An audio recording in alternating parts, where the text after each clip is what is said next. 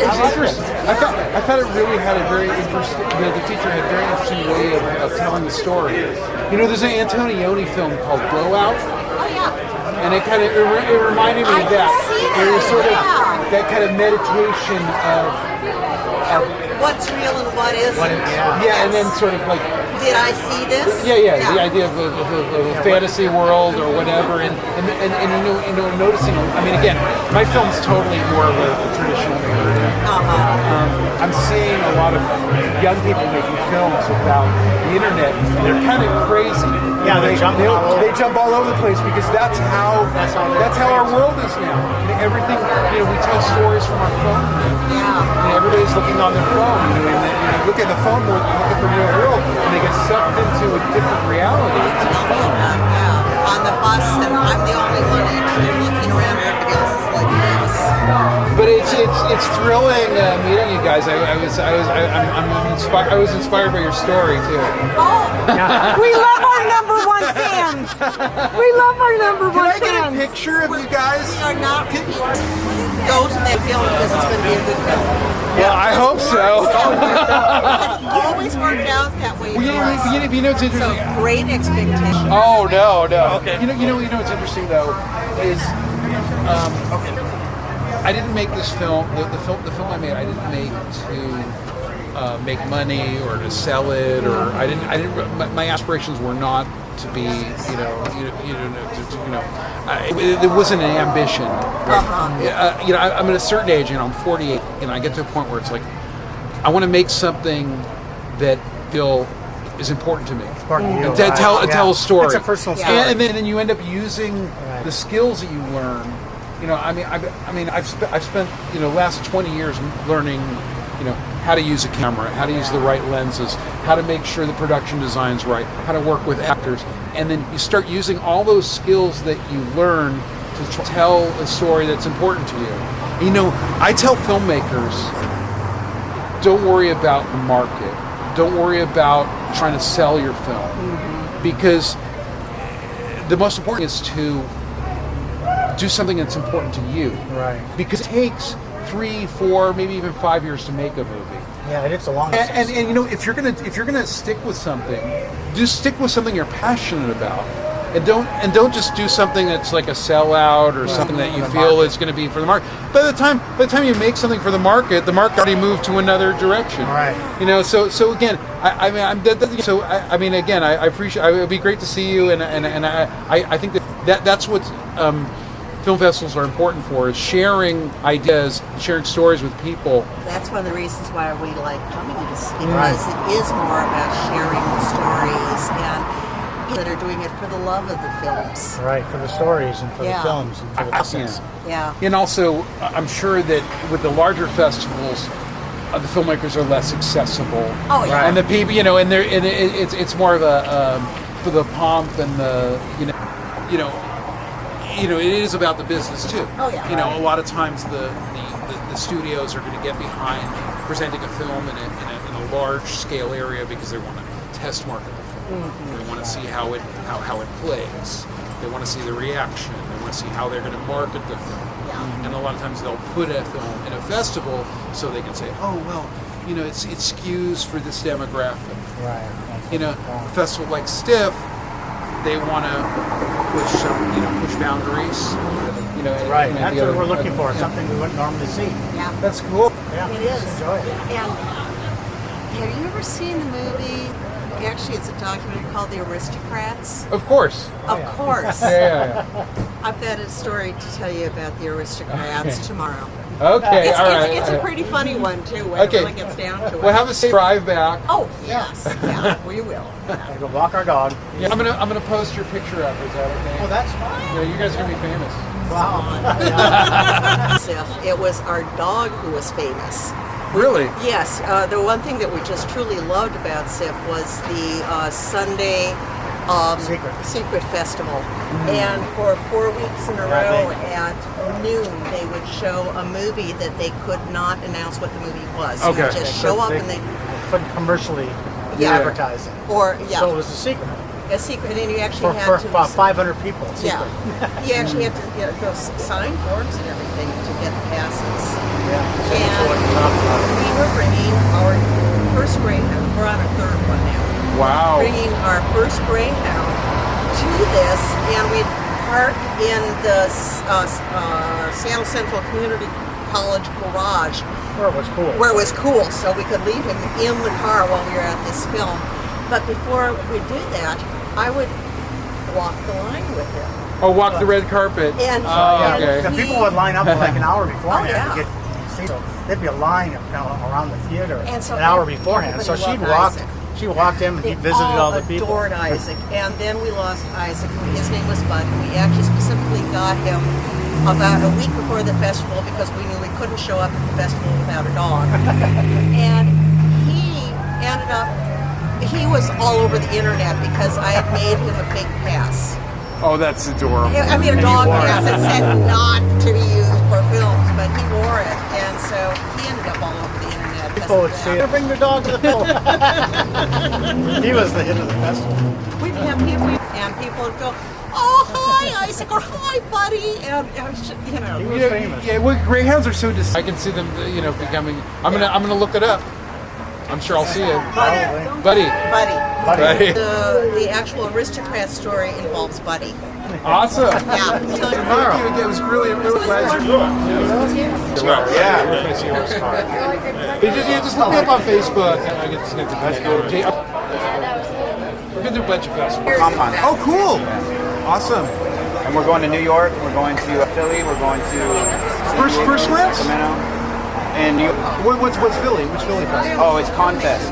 Oh, okay, so you're going to So the Con con. TV Okay. has their own film festival now. So we went last year and we submitted. We won the Spirit of Comic Con. Oh, cool. So they've retooled their festival now. It's separate now from the Wizard World Comic Con itself, and it's its own entity. So ConFest is its own film festival.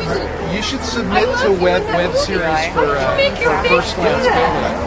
Because you have a film that I know the distributor. I know the guy who runs it. I can put in a good word for you guys too. Yeah, I saw that already. We have all of our stuff up. We send our EPK. And I didn't see that. We'll stay in touch and then I'll hit you out if I can. I'm sort of taking a little bit of a route. Yeah. With my film, I'm taking to some festivals and connecting with certain people. And I just feel that your film has such a high studio quality, which is something that a lot of people who have a lot of skill can achieve. So it's amazing. I'm not saying it's amazing that you achieve where you are, but well, no, I don't know if that's a compliment. 4 years ago, we started with stories. So stories the first thing we had. Yeah. The next thing we did was cinematographer. So we were going to shoot with 5Ds. TJ was going to shoot with 5Ds, and this is 4 years ago. So for the first one, which To Catch a Rat was the episode, we brought in two red ones. Okay. And that immediately elevated. That's right. But our production was small. We did confinement. We did the most confined script we had because that's all we could afford. Now, we're learning how to bring in all those tools, cinematography and obviously the gaffer. We always capitalize on performance because the story and performance are my watchwords as a director and an actor. I've been acting for 26 years. Yeah, it's interesting. It's kind of a thing. Digital dilettante. Some people can, but again, I think in order to achieve a professional product, you have to. They're all the elements. Yeah. Production design, cinematography, lighting, performance, all of these things. And post-production. Yeah. Amazing. Color. And we did. We had a post-production house for color. We had a post-production house for audio. We had a post-production house for 3D, for 2D. We had all of it separately, and then we had somebody do the score for it. So we have a score that goes throughout our series too. So that little ditty at the end. So we've been building that guy right there. It's really amazing what you can do with color. Yeah. I never knew how much you could do with color until I started shooting 4K, 5K. For the special, the 2D effects and the 3D effects that we're using, a lot of that goes towards the acting. So in certain spots, it won't work without the right acting and stuff. She had a lot going on. She does good face work. Yeah. Yeah. That brought it out. That's why it's on I love that So vibe.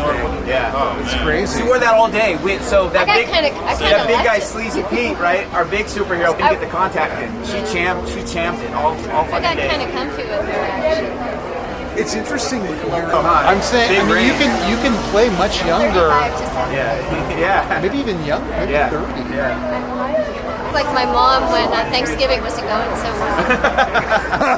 She had 7 So children. here's a cool story behind That's her. acting. So That's acting. we were holding audition originally, and so we brought in all of the talent that we could find in Seattle to audition for this role, and she's got to be a bigger, larger than life, woman. And so she knew this going in because she's sleeping with the director. But anyways, so she was reading against all of her sleazy beats and her markies for the day. And so all day long, it's her embodying this Ma Jones character.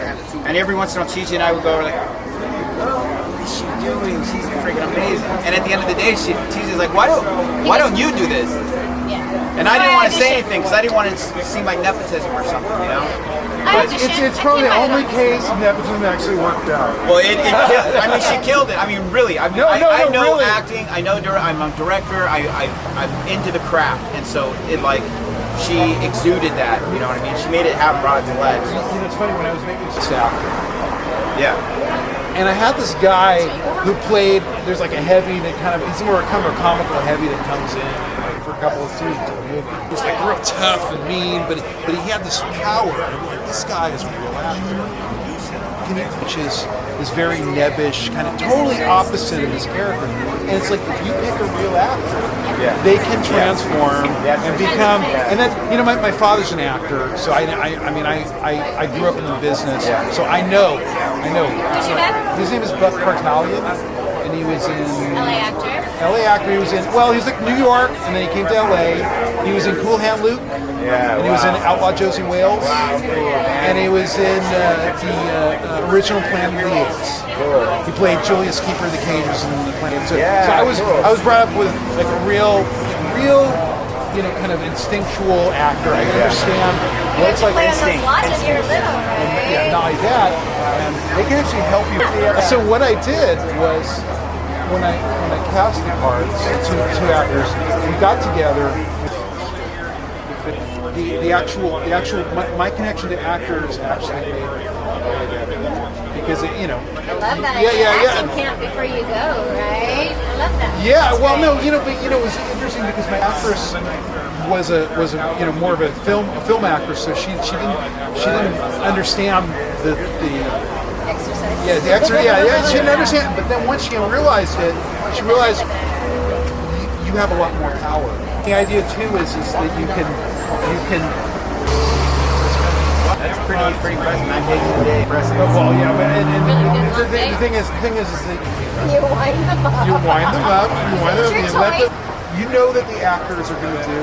Theater before you get something, right? I like that approach. There's a lady here luxury. named Lynn Shelton. She's the director from Seattle. Her first film's called Hump Day. Okay, no. Yeah, so that's what she And then did. my sister's She just sister set up too. I just let him go. And you know, my producer has made a film, and my cinematographer has made a film, and they've done the same thing. So I've created like a school of understanding, respecting, and working with actors Well, yeah. in a way that Most actors look forward. This is how long we have to do it. Improv, go. And if you bring in real actors, they can do that. It's fine. I could sit and rip with her for hours. We do sometimes. you have a certain badass power that you offer that She is came to me. I was whatever. lucky I that she mean, came to me, but, I mean, it was a playground, like you said. You got your actors together and you got to play for like 3 months, right? Well, I had this playground where it was you're safe, you're supported, you're working with the best people. Yeah. So why not go? Containment too. She's really contained. Like you could have gone anywhere. You could have overacted that part. So that was your actual direction. Well, it was your performance. That's what made it powerful to me. it's very simple. Yeah, for me, as a matter of fact, is they give you a little bit and then let your mind take care of it. Robert De Niro does that too with his So acting. Mulholland Drive is very clever. I would like to go back and figure some of my questions For Bristol out. Goodman? Yeah. You know what I would do? Really, are we at 58% now? Because I gotta pee. I think it was no. I think it was. Gag you're talking about? Yeah. The book slowed it down. The book was like, how long is It this should have been movie? like 78%. No, it should have jumped. It should have jumped. Yeah, 25%. Do you want to walk to the truck with me? Hello. I'm Jason Cartalian. My film's called Seahorses. It's a film about two very unlikely people that meet each other that are dealing with a lot of problems, and they somehow find each other, and it becomes an unlikely romance. And I'm very pleased to bring this film to Seattle. It's a Seattle premiere at Stiff. So far, it's been a really amazing experience being here. This is the opening night. There's lots of alcohol and parties, and it's really a pleasure bringing the film to the Grand Illusion Cinema, which is a Seattle institution, and I'm very pleased to be a part of this festival. And how do people find out more about your film? We're at Facebook. We're Facebook Seahorses Movie. We're also on Twitter. If you look up Seahorses Movie on Twitter, you can also look up my personal site. My last name it's Jason Cartalian, Kartalian, and you'll learn more about the different festivals we've taken the film to,